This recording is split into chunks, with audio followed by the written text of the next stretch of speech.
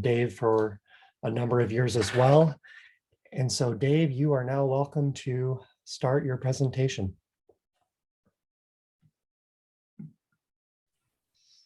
Thanks, Matt. I can't show my video, but let me share my screen.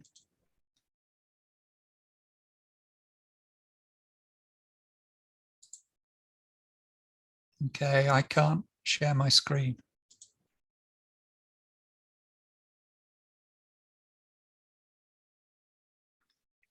Please try now. Okay, thanks. Yep, that worked.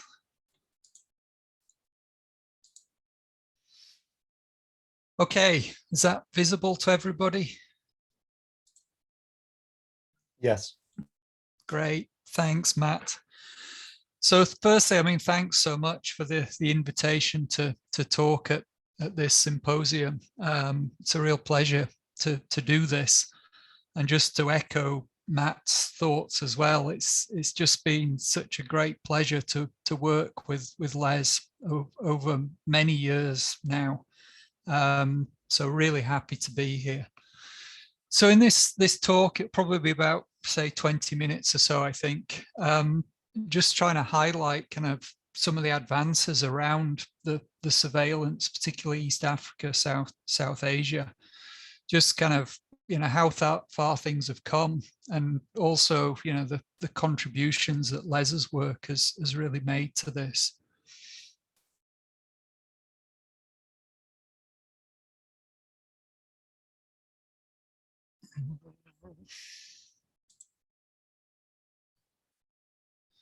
Okay, so if I go all the way back to the very beginning of the surveillance work, really UG99 was the call to action on this. So I mean, here's a kind of brief history. I mean, it was really back in 1998 that William Wagori in Uganda was seeing really strange results in his nursery. A lot of material suddenly becoming susceptible to stem rust. Then there was confirmation of what came to be known as UG99 by Zach Pretorius. And that really then was followed up by Dr. Borlaug kind of sounding the alarm on global stem rust and the formation of what became the BGRI. And really, at that time, it was lots of questions and a clear need for effective monitoring and surveillance systems. So around that time when we were first starting, we were just sketching out what we thought we might need as a rust monitoring system. So this was very much based on what the people at FAO were doing around desert locusts. So we saw a need, we needed to get good surveillance systems in place. We needed to be able to transmit information into a data management system to be able to do some analysis, but then we also needed to be able to give people access to information.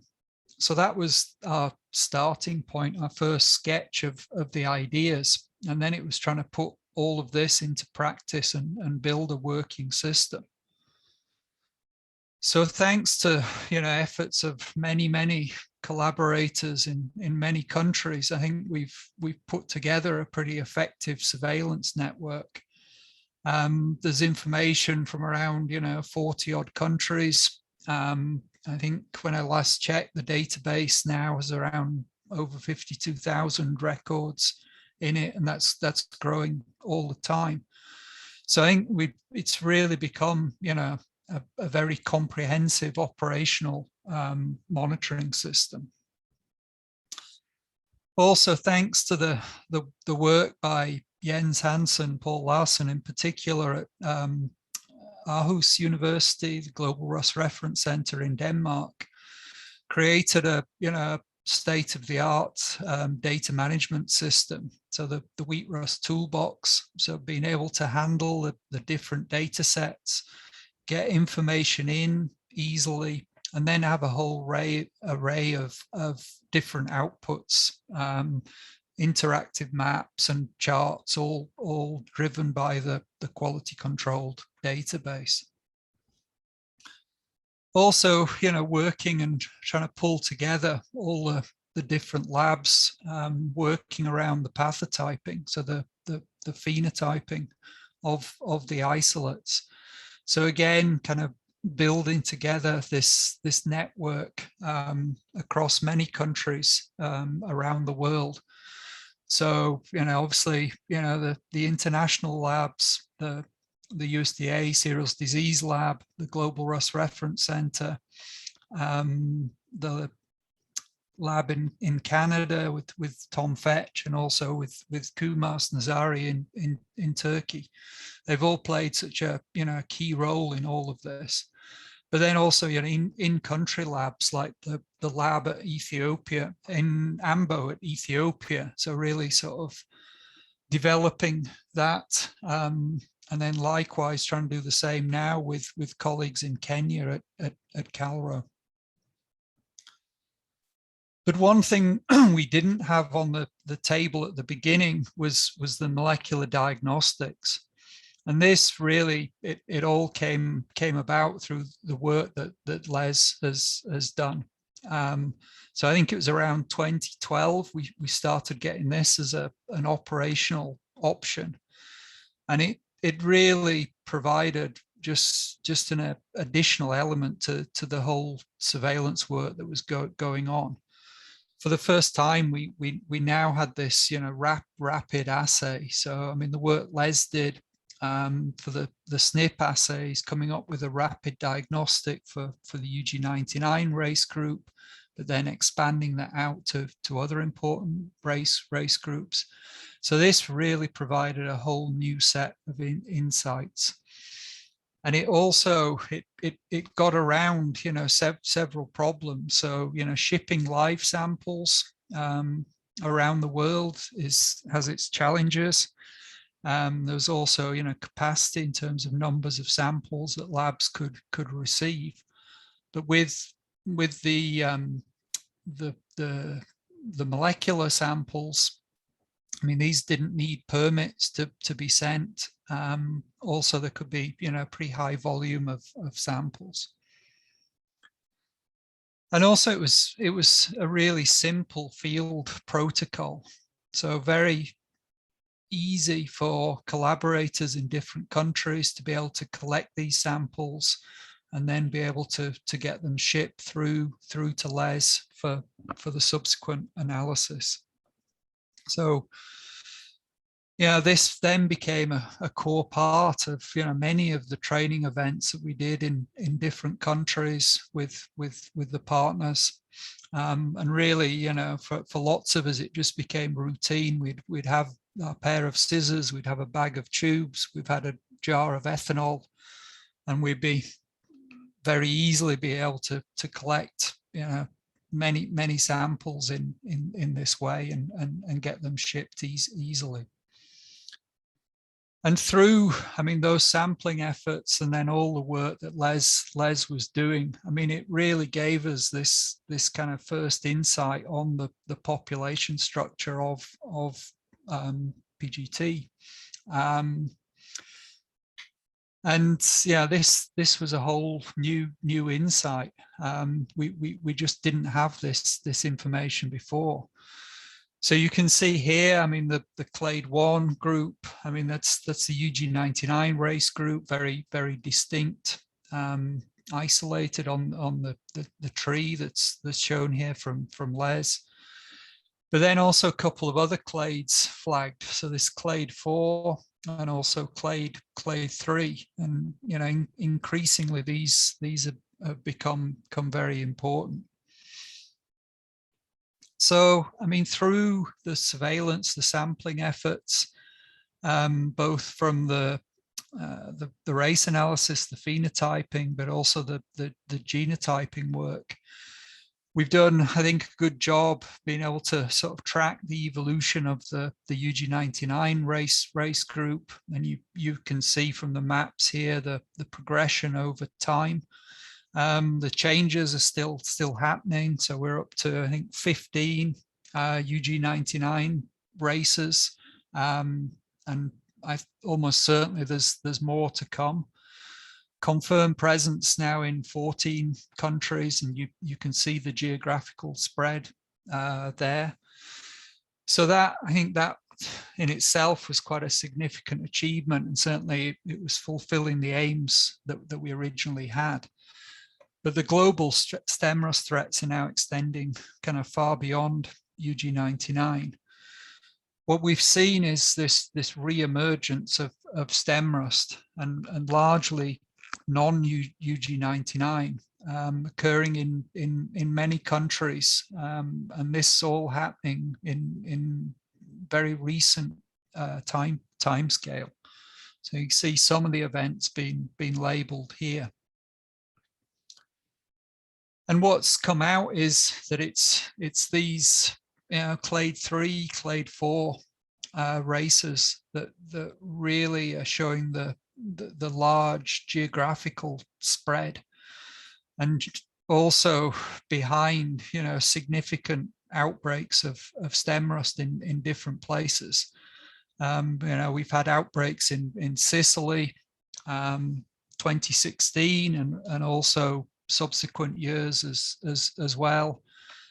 We've seen big outbreak in Ethiopia, and they've all been driven by these either clade 3 or clade 4 races. So it's the genetic information has been vital to understanding what's going on. I mean, just a couple of examples. This is clade 3. So this was race TTRTF, the one behind the epidemics in Sicily. You can see, this rapid geographical spread with, a likely potential origin, possibly somewhere in the Caucasus region in terms of where we had first detection. And similarly with clade 4, so this is TKK-TTF. Again, this very rapid geographical expansion over time, and for both of these, it's continuing. So these are real sort of race groups of concerns, and through the work on the genetics, then it's really been able to sort of show and track these. And also, we've had the integration of the SNP assay data with the data management system. So again, huge contribution from Les on this. But we're now very easily able to, to sort of track the changes, show the geographical spread. You can see, the shift over time in the bar chart. So the red is clade 1, the UG99. Then you've got the dark blue, the turquoise, the brownie. They're clade 3, clade 4. So you're seeing the increasing sort of predominance of those clades over many countries. And similarly, I think there's been huge efforts, and I think Mogans will talk about this more in detail, sort of working around alignment and standardization. So the systems Mogans group at the Global Rust Reference Center is around the genotyping using SSR markers, now all aligned. So basically everything's on the same page. So we can now sort of see tracking the same clades. Here example for Europe, and again you can see clade 3, clade 4 really sort of predominating here. Something of a kind of west-east split. So in the west you've got the clade 4 and then more clade 3 in the east. So I think we've had many elements that have come into the surveillance and monitoring system. And what we've seen is kind of the building upon that foundation to develop early warning systems is something we've focused on in recent times. And I think many of the elements were coming in response to the epidemic on Digaloo in Ethiopia. So there were all figures from the paper from Pablo Oliveira in Vitapath in 2015. So we'd got, you know, the surveys and the sampling coming in. There's the race phenotyping. There was the genotyping from Les coming in there, and then also with collaborations with Chris Gilligan's group at Cambridge University and the UK Met Office, bringing in the dispersal models, the forecasting components of the system. And that's subsequently been built up. So in Ethiopia, we now have a pretty advanced early warning system that's fully operational. So this graphic tries to illustrate the main components. We've got, you know, very rapid detection field surveys that are happening now in pretty much real time. So using apps on mobile phones. We're also working with Diane Saunders, the John Innes lab, to bring in some real-time molecular diagnostics currently for yellow rust. We're getting information into a central server, but then we've got automatic harvesting of that data that goes through to an automated forecast model pipeline that's been developed by Cambridge and is running on the UK Met Office supercomputer.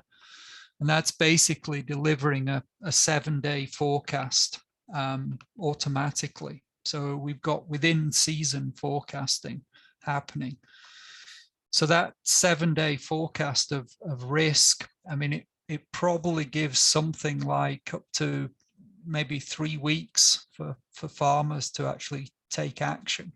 So if we can forecast rust is going to move into a certain area and there's risk, then it will take a couple of weeks for it to develop. So there is a time window for farmers to act on the advice. We've also put together advisories and alerts. So this is tying into very large mobile phone systems developed by ATA in Ethiopia. So there's millions of subscribers to those systems, and also, you know, weekly bulletins that then get passed out through the ministry, the regional agricultural bureaus, and a network of partners. So in total, we're reaching, you know, hundreds of thousands of farmers with information, and it's timely information that farmers can then take action on. And the feedback is that there's control of the head of the disease in key areas, which is what we're after. And I think this season in Ethiopia is maybe showing that these systems are now having real benefit. So this was the system, this was the situation we saw in Ethiopia this year. We had a new highly virulent yellow rust race, that PSTS16. So this was detected. We had early season surveys that showed very high prevalence of yellow rust in the early season. We had extremely conducive environment, weather conditions in the season. It was just perfect for rust development. And we also had large areas planted to susceptible varieties.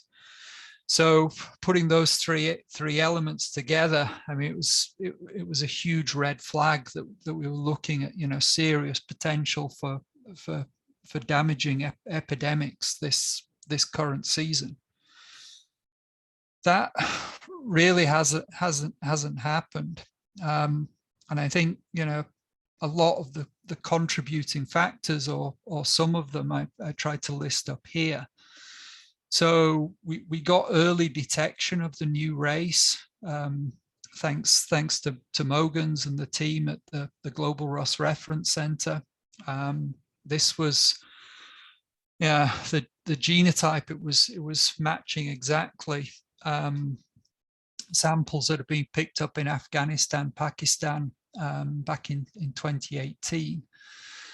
We were able to put out pre-season alerts to the partners in Ethiopia. We could also put out a pre-season vulnerability map where we thought the highest risk was going to be.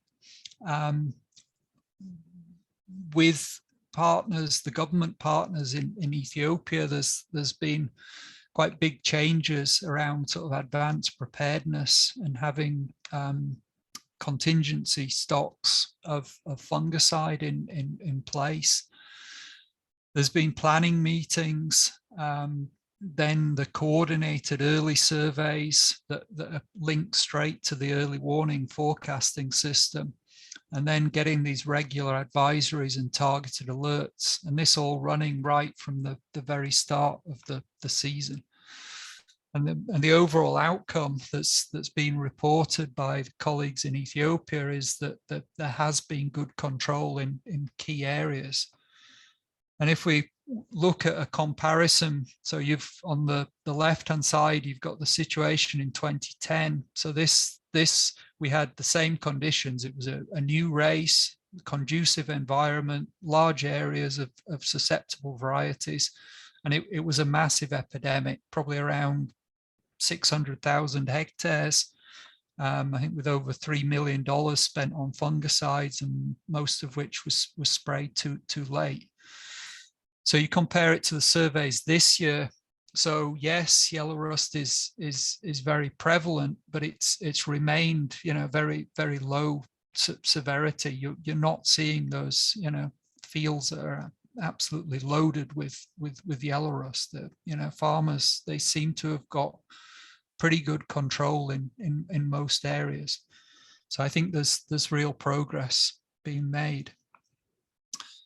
Also, we're now together again with Chris and the group at Cambridge and the Met Office, and then national partners in South Asia, transferring the whole system across to Nepal and Bangladesh are the initial target countries.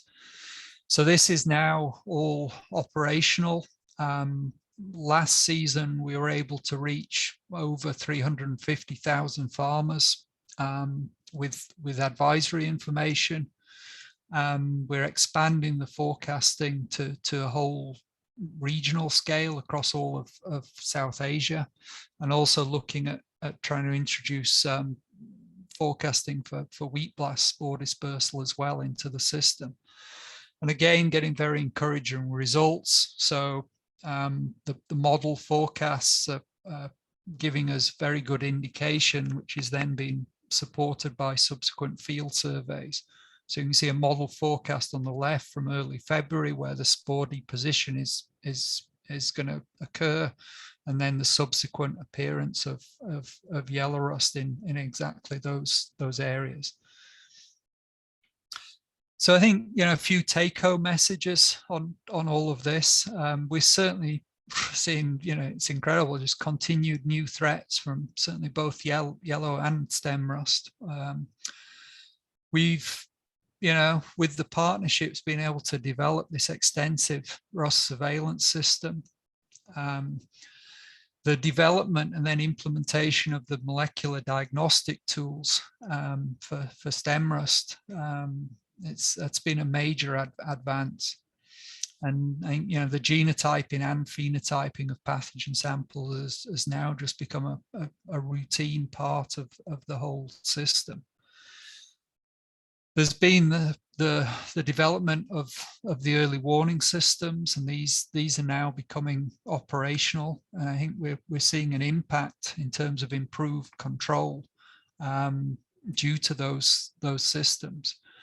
But certainly, the job isn't done. I think we need to strengthen and continue these surveillance systems even further, and bring in new technologies, better ways of doing things, because the threats are just increasing over time. So just, many people, different institutions, different donors have supported all this work, and we're really grateful to all of them. But I think special thanks go to Les. I mean, really just pioneering work in the field of molecular diagnostics for PGT, and your work's made a huge contribution to stem rust surveillance and our understanding of population genetics for the pathogen. So thank you, Les, and it was a great pleasure to be able to talk here today. Thanks very much. Thank you very much, Dave, for your excellent presentation.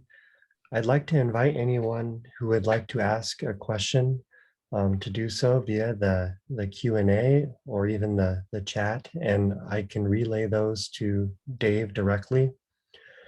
And to start us off, Dave, I was wondering, is fungicide availability still a major limitation in Ethiopia, or has that been able to be improved at all?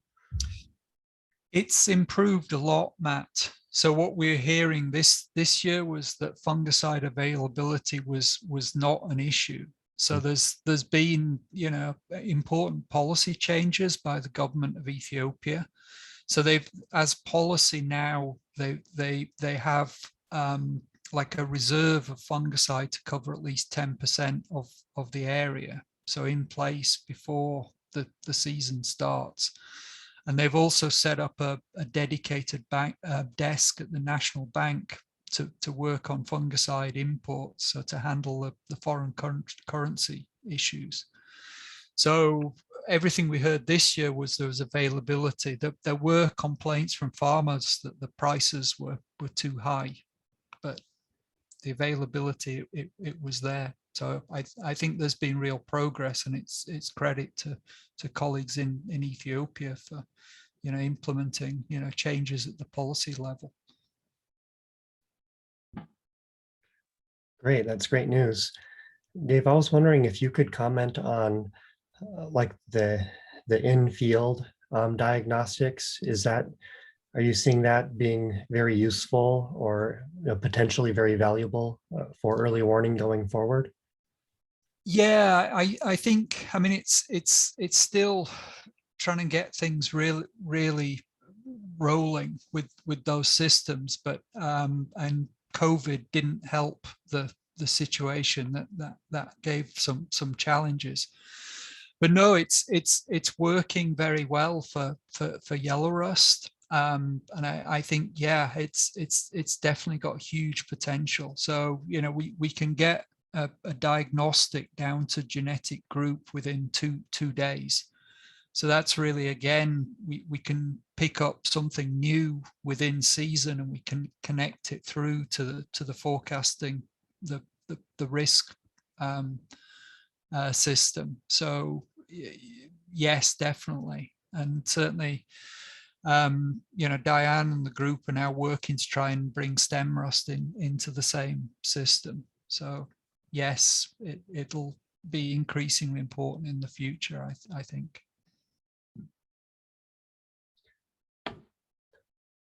Great, thank you, Dave. So there is a Q&A question. I can go ahead and read it here. How much advance in timely early warning is possible so we need not resort to fungicides but plant resistant varieties beforehand? That would mean we need to know at least one crop season in advance what the rust risks are. I don't know if you can respond to that, Dave. Okay, yeah, it's a good question, and that's really kind of the ideal system that we would really like to be in that situation. I mean, certainly we can do quite a lot if we can get the diagnostic, say, of a new race. Then if we have that, in advance of the season, then we can do quite a lot. There are limits to what we can do in terms of predicting what the weather conditions are going to be like. So how far we can make accurate forecasts in advance of the season. So that part is very tricky. So I think, you know, we can make some advances, but there are challenges there. So yeah, we're working on it, making some progress, but there's a long way to go, I think. Thank you, Dave. And then a question from the chat from Arena. I have heard that farmers need to apply 2 to 3 times per season to control the disease. So how chemical application can be an option? Yeah, it's a good question, and that's, I mean, what we're kind of seeing in the worst case scenario, that we are seeing farmers spraying two to 3 times in Ethiopia. I mean, that's a kind of function of the disease pressure, how conducive the environment is, and also the susceptibility of the varieties. So, I mean, obviously, you know, if you had the resistant varieties in place, then that would really reduce the need to spray completely would be the ideal, but also potentially limit the sprays that were needed. So you'd be looking at, say, one spray, and you could get effective control. So that's, again, a situation we really want to move towards. But if you've got, you know, a crisis situation, and I think this year was looking like that, where we had a new very virulent race that was in the country, and we knew it was spreading. We had very conducive environment, and there were large areas that were planted to highly susceptible varieties. So in those circumstances, you kind of get into that situation where farmers are probably looking at, you know, they need to have a couple of sprays to really keep the rust under control.